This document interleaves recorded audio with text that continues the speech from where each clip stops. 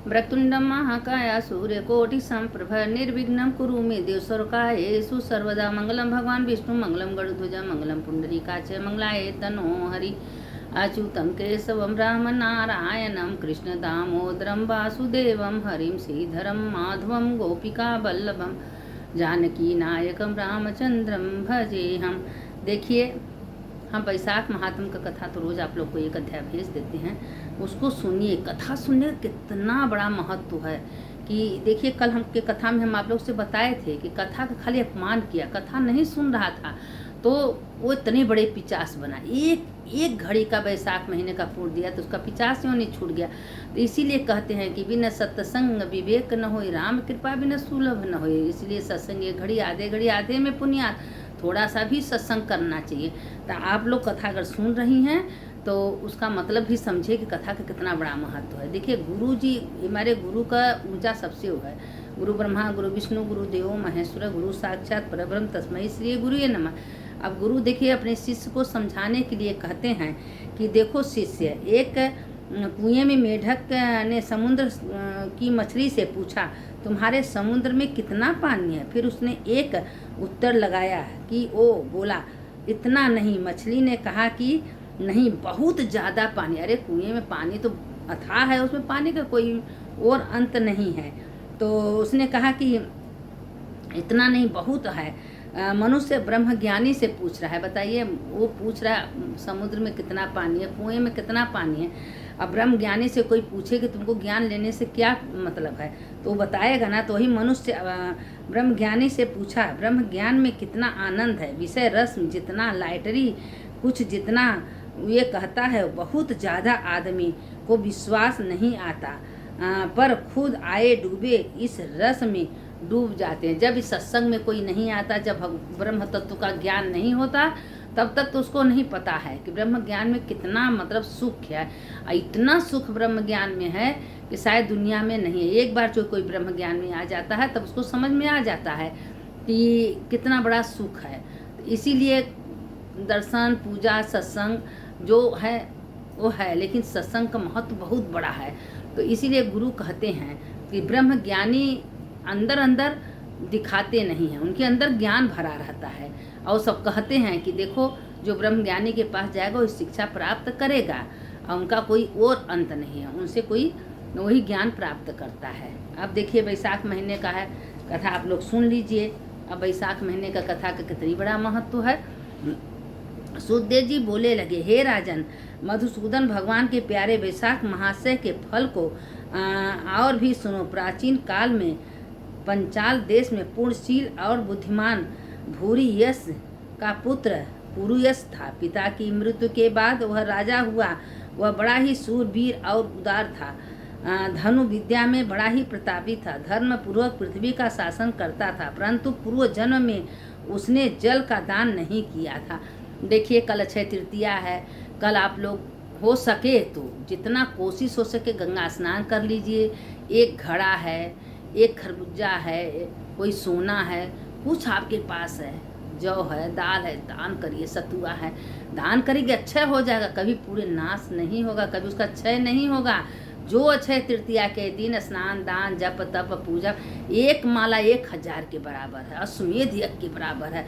आप जितना पग चल के कथा सुनने जाएंगी, मंदिर जाएंगे, उतना अश्वमेध यज्ञ का फल आपके खाते में जाएगा। इसीलिए कह रहे हैं कि अक्षय तृतीया के दिन जितना हो सके फ़ायदा उठा लीजिए, खूब दान करके, धर्म करके, पूजा करके।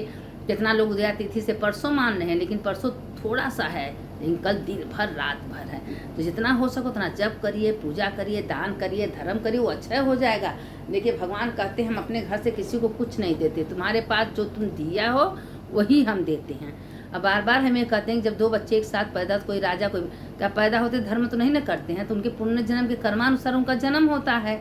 इसीलिए कहते हैं धर्म का बहुत बड़ा महत्व है। और जितना हो सके उतना अक्षय तृतीया के दिन आप लोग कर लीजिए। पृथ्वी का शासन करता है, परंतु पूर्व जन्म में उसने जल का दान नहीं किया था। इस पाप के मारे कुछ काल में उसकी सब संपत्ति नष्ट हो गई। इससे राजा को बलहीन जान उसे जीतने का मन इंद्रिय बैरी सैकड़ों राजा ने उसे जीतने का प्रयास बना लिए, क्योंकि उसका पास सब कुछ नष्ट हो गया, क्योंकि जल का दान नहीं किया था।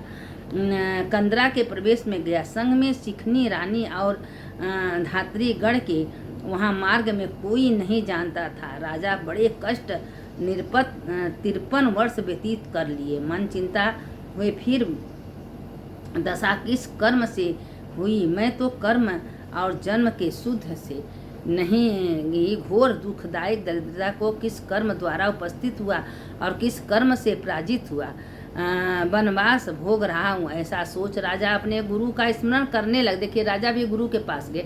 गुरुए ज्ञान देते हैं, बिना गुरु ज्ञान नहीं होता है। जब राजा भी गुरु के पास गए कि आखिर हम किस कारण से, किस कर्म से, किस पाप से हम दुख भोग रहे हैं, तो गुरु ने देखो उनको क्या शिक्षा देते हैं कि गुरु उनसे बताते हैं कि मुनीश्वर सर्वज्ञाता राजा के याद करने पर आ पहुँचे। उन्होंने देख राजा सहसा खड़ा हुआ और भक्तिपूर्वक सिर झुका उसके चरणों में गिर पड़ा। तब मुनियों ने राजा को उठाया और आंसू पोंछे। तब वन के पुष्पादि से राजा ने उसका विधिवत पूजन किया। राजा ने मुनीश्वरों से प्रसन्न किया, वह मुनिवर मेरे दुख का कारण कहिए। मैं तो कर्म और जन्म से शुद्ध हूँ और पितीश्वर और देवता सबका हित किया। फिर मेरी दरिद्रता का कारण कहिए। राजा ने अत्यंत दुख भरे वचन सुन थोड़ी देर में ध्यान कर वह दोनों मुनि याज और उपयाज बोले कि हे राजन सुन, हम तेरे दुख का कारण कहते हूँ। तू पहले जन्म में प्रयत्न अत्यंत घोर पापी व्याग हुआ था। बहुत निष्ठुर संपूर्ण जीव मात्र की हिंसा में तल्लीन रहा करता था। तूने कभी अपने जिह्वा पर कभी विष्णु का नाम नहीं लिया था, कभी शंकर का नाम नहीं लिया था। तुमने कभी भक्ति नहीं की थी, न लिया था, न ध्यान किया था, न परमात्मा को नमस्कार किया था। ऐसे पाप करते करते तेरे 9 जन्म बीत गए। फिर 10वें जन्म में तू सिंहासन पर अत्यंत घोर पापी व्याग हुआ। संपूर्ण जीवों की हिंसा करता रहा। तूने मार्ग में जाने वाले को कष्ट, गौड़ देश की प्रजा में प्राणियों का मांस भक्षण किया। कभी अपने हित की बात नहीं की। मृग तथा पक्षियों के बच्चों का वध किया। जिसने तू ही निसंतान रहा, तू विश्वासघाती रहा। इस कारण तुझे मित्र सहोदर नहीं मिले। साधुओं का हितकार करने से शत्रुओं से पराजित हुआ। कभी दान नहीं किया। इस दोष से तेरे घर में दरिद्रता आई है। सदा उद्देश्य करने से तूने देश निकाला मिला हुआ। पूर्वजन्म में पूर्व कर्म करने के कारण तेरा भोजन तथा राज छीन गया। अब हम तेरे सुकृत के जन्मों के लेने के कारण कहते हैं। मार्ग में चलने वाले को बड़ा कष्ट दिया करता था। एक दिन देखिए, गुरु वो व्याग राजा से बता रहे हैं कि तुमने पुनर्जन्म में कितना कितना बड़े बड़े पाप किए हो। उस पाप के कारण से आज तुम इतना दुख भोग रहे हो। देखिए, हमारा जो दुख है, सुख है, बुरा है, अच्छा है, मेरे ही कर्म से मिलता है। हम इतना बुरा कर्म करके आए हैं तो वही का फल हमको मिलता है। अगर हम अच्छा कर्म करके आएंगे तो हम अच्छा कर्म मिलेगा। लोग कहते हैं भगवान ने दिया, भगवान ऐसे करे। भगवान किसी को कष्ट नहीं देते हैं, मेरे ही कर्मानुसार हमको कष्ट मिलता है। वे धनवान वैश्य वेदांग ज्ञाता सर्कर नाम से मुनि को वहाँ आए, जिनमें एक वैश्य को तूने मार डाला। देखिए, वो अगले पुनर्जन्म का किस्सा कुल बता रहे हैं। तो पुनर्जन्म में कितना कितना पाप कर्म किए हो। धन भी छीन लिया और दूसरा वैश्य अपनी जान बचाकर भाग गया और अपने धन को लता के पत्तों के बीच फेंक कर कर्षण मुनि की अपने प्राणों को बचाने के लिए धूप से दौड़ने लगे। तृषा और धूप से व्याकुल मूर्छा खाकर गिर पड़े। तब वैश्य धन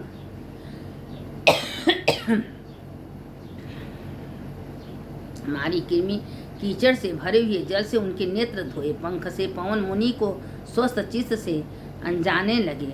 हे मुनि, तुम शंका मत करो। निर्धन मनुष्य संसार में सदा दुखी रहते हैं, क्योंकि डरते हुए तुम्हारे टूटे पात्र पर एक फटे वस्त्र से तुझे क्या लाभ होगा। मैं तुझे नहीं मारूंगा, पर बताओ वह वैश्य अपना धर्म कहाँ रखा है। मुनि ने वैश्य के धन पत्तों को, वो अपना धर्म और धन दोनों कहाँ रखा है पूछ रहे हैं। तुम अपना धर्म करते हो तो कहाँ रखते हो। अज्ञानी लोग यही तरह पूछते हैं ना कि क्या करोगे इतना धन धर्म लेके। सुख पूर्वक जाने कह के गहन वन में चला गया। यद्यपि तूने अपने कार्य की सिद्धि के मुनि की रक्षा की, तथापि उनको प्रभाव से महापुण्यवान विशाल राजवंश में तेरा जन्म हुआ। वह तेरी इच्छा सुख थोड़ा सा देखिए सुख उसको पहुँचाए थे। वो व्याध जो था पुनर्जन्म में थोड़ा सा सुख पहुंचा दिया था, उसी के कारण से राजा हुआ। लेकिन राजा होने के बावजूद कितना दुख भोग रहा है। सब धन नष्ट हो गया, जंगल में गया, गुफा में उसमें बैठा था। धान्य कीर्ति वैशाख खोत्र धर्मों को कर, इस माधव मास में अक्षय तृतीया के दिन तुरंत ही ब्याही गौ ब्राह्मण को दे दो। कोष की पूर्ति होगी, समी का दान, छत्री का दान, दिव्य प्रतिमा का दान, इससे तुझे सामग्र की प्राप्ति होगी तथा तेरी ही जीत होगी। अपने पुत्रों की इच्छा करता है तो तुम संपूर्ण प्राणियों के हित साधन के निमित्त वैशाखोक्त धर्मों का नियम करो। तेरे वंश होंगे, विष्णु भगवान के साक्षात दर्शन करोगे। इस प्रकार दोनों ब्राह्मण याज और उपाजय राजा को समझाकर अपने अपने घर चले गए। राजा ने अपने पुरोहित की आज्ञा मानकर अपनी बची हुई सेना के साथ संपूर्ण कुटुंब सहित अपनी नगरी में किया। शत्रुओं ने सुना कि राजा आ रहे हैं तो मंदोमत होकर पूर्ण चढ़ाई कर दी, परंतु एक ही महारथी ने सबको जीत लिया। बाकी राजा अपने राज्य देश भागे। उनके 3 कोटि हाथी, 10 अरब घोड़े, 1 अरब रथ, 1 सहस्त्र ऊँट, 3 लाख गधे, देखिए इतना पूरी में आए। वैशाखो धर्म के प्रभाव से तक्षण ही सब राजा को कर देने लगे। मधुसूदन भगवान की कृपा से एक छत्र राज हो गया। 5 पुत्र बड़े गुणवान, सूरवीर और उदार हुए, जिनका नाम स्तुत्यकीर्ति, धृष्टद्युम्न, विजय, चित्रकेतु तथा मयूरध्वज। वैशाख के प्रताप से तक्षण सब विश्राम करने लगे। मधुसूदन भगवान के अक्षय तृतीया के दिन चतुर्भुजधारी शंख चक्र गदा पद्म लिए पीताम्बर धारण किए, वनमाला पहने लक्ष्मी तथा अनुचरों सहित गरुड़ पर चढ़े राजा को साक्षात दर्शन दिया। हर्ष से उन्मत्त ही चेष्टा करने लगे। देखिए अक्षय तृतीया के दिन इतना कुल राजा का सब कुछ खो गया था। अगले जन्म में व्याध थे और सब कुछ नष्ट भष्ट हो गया था। राजा के पास कुछ नहीं बचा था और जाए के जंगल में गुफा में अपना सोच रहे थे, लेकिन गुरु को बुलाए। देखिए गुरु का महिमा बहुत होता है। गुरु को बुलाए, गुरु से पूछे कि आखिर क्या कारण से मेरा सब कुछ नष्ट हो गया है। तब गुरु ने उनको ज्ञान दिए कि तुम पुनर्जन्म में एक बाघ थे, तुम बहुत सबको कष्ट दिए थे, तुम कभी जल दान नहीं दिए, सबको कष्ट दिए थे रास्ते पैड़े में, उसी पाप के कारण तुम भोग। लेकिन वैशाख महीने में उसने स्नान किया, अक्षय तृतीया के दिन जल प्याऊ लगवाया, खूब दान धर्म किया, उसके पुण्य से राजा का सब वापस आ गया। तो देखिए हम लोग क्या करके आए हैं, क्या करके नहीं आए हैं, ये अपने सामने सब कुछ आता है। हमारे सामने जो कुछ है सब मेरे कर्मानुसार है। अगर अच्छा है तो मेरे कर्म, बुरा है तो मेरे कर्मानुसार। इसीलिए कहते हैं कि अच्छे कर्म का फल अच्छा, बुरे का बुरा। अगर बुरा कर रहे हैं तो उसका फल भी जानने वाला नहीं है। दुनिया में देखिए बुरे बुरे लोगों का अंतिम कितना बुरा होता है। आप अगर अच्छा कर्म करेंगे तो आपका अंतिम बहुत अच्छा होगा, तो ऐसा नहीं है। तो इसीलिए वैशाख महीने का एक कहानी भी सुन लीजिए। कहानी सुनने का बहुत महत्व होता है। एक सास बहू थी और सास बहू को कभी वैशाख महीने नहाने नहीं देती थी। अब बहू का बहुत मन था कि हम वैशाख महीने में नहाएं। सारे औरतें गांव का घर का सब नहाती थी, तो उसने अपने सास से कुआं पर गई तो सब औरतें कही कि आप लोग क्या करें, कहें वैशाख महीना नहा रहे हैं। तो कहें कि हम क्या करें, मेरी सासू माँ तो हमको नहीं जाने देती। कहें नहीं जाने दे, तुम आओ, बताने की क्या ज़रूरत है, तुम कपड़ा लेके आओ और कुआं पर स्नान करो और भोलेनाथ का दर्शन करो, पूजा करो, खूब बढ़िया सब पूजा करो। और करने के बाद हम लोग पूजा सामग्री लाते तुम चढ़ा दो, और चढ़ाने के बाद तुम्हारा इसी तरह हो जाए। वही तरह करने लगी। अपना घर से निकलती थी और वैशाख महीने में खूब स्नान करती थी, भगवान शंकर का पूजा करके तब कपड़ा धो उठा के अपने घर ले जाती थी। सास को पता नहीं चलता था। तो ऐसे करते करते उसका महीना भर बीत गया। तो सोची कि हम भगवान को, भोलेनाथ को कुछ चढ़ाए नहीं हैं, इतना सबका लेके हम पूजा की, हमको तो कुछ देना चाहिए। उसको पता नहीं था कि अक्षय तृतीया के दिन वो अपने हाथ का अंगूठी उठा के भोलेनाथ को चढ़ा दी। अब चढ़ाने के बाद कि हे भोलेनाथ, मेरे पास तो कुछ नहीं, कोई पूजा की सामग्री नहीं है, लेकिन हम ये अंगूठी जो आपने दिया है हम आपका अंगूठी अर्पण कर दें, मेरे स्वीकार करिएगा। अब वो घर आई, जब कुछ दिन बीते तो उसकी सास बोली, बहू तुम्हारी अंगूठी कहाँ हो गई, तुम अंगूठी पहनी थी। तो कहीं मम्मी जी कहीं गिर गया होगा, या गाय के गोबर ओबर में पाथे उसमें गिर गया कहें। अब जितना गाय का गोबर पाथी थी सब सास बहू मिल के पूरी गोबर तोड़ दी। तोड़ी तो एक अंगूठी, एक कहें बहू तुम्हारा तो एक अंगूठी हेराया था, तुमको तो 20-25 अंगूठी मिल गया, कहाँ से क्या चमत्कार है। अब वो पूछने लगी सच सच बताओ है इसका क्या कारण। तो उसने सब कुछ बता दी कि देखिए मम्मी जी, आपने हमको नहाने नहीं दी। सब गांव की औरतें कुआं में नहाती थी, भगवान भोलेनाथ का पूजा करती थी, वही काम हम भी करते थे। हमको नहीं पता था कोई दिन अक्षय तृतीया, हम अपने अंगूठी चढ़ा दिए थे। अब हमको क्या पता, हम एक ठो चढ़े, भगवान भोलेनाथ हमको इतना दे देंगे। अब उसकी सास कही कि हे भोलेनाथ क्षमा कर दीजिए, हम अपने बहू को धर्म करने से रोक दी, मेरी बहू इतनी अच्छी है, धर्मात्मा आई, लेकिन हमने कभी धर्म नहीं करने दी। आज से दूसरे साल बैसाख महीना आएगा तो हम हमारे बहू दोनों हम लोग वही महीना भर स्नान करेंगे, दान करेंगे, दर्शन करेंगे। हे भगवान क्षमा कर दिए। दूसरे साल जब बैसाख आया तो सास और बहू मिल के बैसाख महीना में नहाने लगी। पूर्णमासी के दिन लक्ष्मी नारायण को बुला के एक ब्राह्मण ब्राह्मणी को भोजन करवाई, उनको वस्त्र है, तांबूल आभूषण सब कुछ दे के विदा की। उनके घर में कुछ दिन के बाद उसके घर में उसको एक पुत्र हुआ। घर में धन धान सुख संपत्ति सब भर गया। अब उसकी सास की भी बुद्धि सुधर गई। देखिए, कभी बहू सुधार देती है तो कभी सास सुधार देती है। जो घर में अगर धर्मात्मा आ गया, धर्म करने वाला, वो पूरे परिवार को सुधार देता है। घर में एक अच्छे परिवार में आ जाए तो पूरे परिवार को सुधार देते हैं। अब वो पूरे परिवार को सुधार दी, सास भी उसकी सुधर गई, उसके पति, उसके ससुर सब सुधर गए और सब अच्छे कर्म करने लगे। तो देखिए, अच्छे कर्म का अच्छा फल, बुरे कर्म का बुरा फल। सुनने वाले की जय, सुनाने वाले, जो बैसाख महीना में कहानी कथा थोड़ा सा सुनता है उसके घर में सुख शांति समृद्धि सब कुछ भगवान दे देते हैं। ये लक्ष्मी नारायण पार्वती शंकर इस सबके घर में भंडार भरते हैं। सुनने वाले की जय, सुनाने वाले की जय। अच्युतम केशवम राम नारायणम कृष्ण दामोदरम वासुदेवम हरिम श्रीधरम माधवम गोपिका वल्लभम जानकी नायकम रामचंद्रम भजेहम।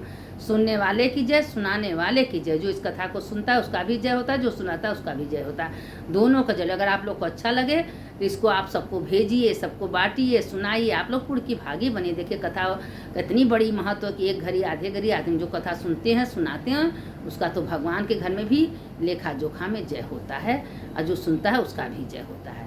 हर हर महादेव, घर घर महादेव। सुनने वाले की जय, सुनाने